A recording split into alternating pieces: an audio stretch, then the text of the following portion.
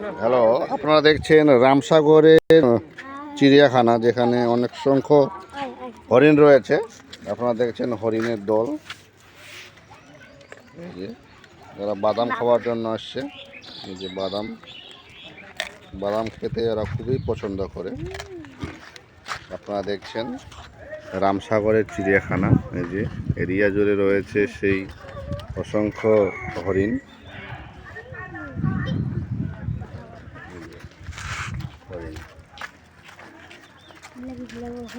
যারা এখনো আসেনি রামসাগর চিড়িয়াখানায় বাদাম খেলানোর জন্য, হরিণদের নিয়ে আসবেন। অসংখ্য বাদাম পাওয়া যায়। এই যে এটা হলো রামসাগরের চিড়িয়াখানা। আজকে শুক্রবার এসেছে অনেকেই ঘোরার জন্য, দেখার জন্য। আমিও এসেছি রামসাগরে। এই যে আমার পরিবার সহ এসেছে এই রামসাগর চিড়িয়াখানায় দেখার জন্য।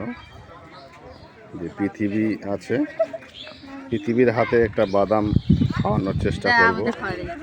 পৃথিবী দাও, না ছোট বাদাম দিতে হবে। এইটা বাদাম দাও, এটা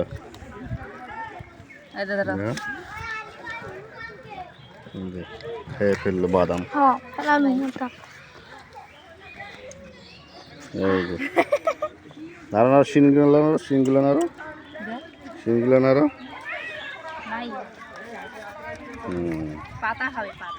পাতা খায় না, ওরা বাদাম খায়। বাদাম এদের প্রিয় খাবার।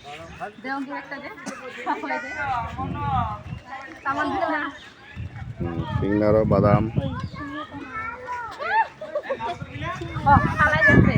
ফেলাই দেন না। শিংগুলো নাড়ো, শক্ত শিং।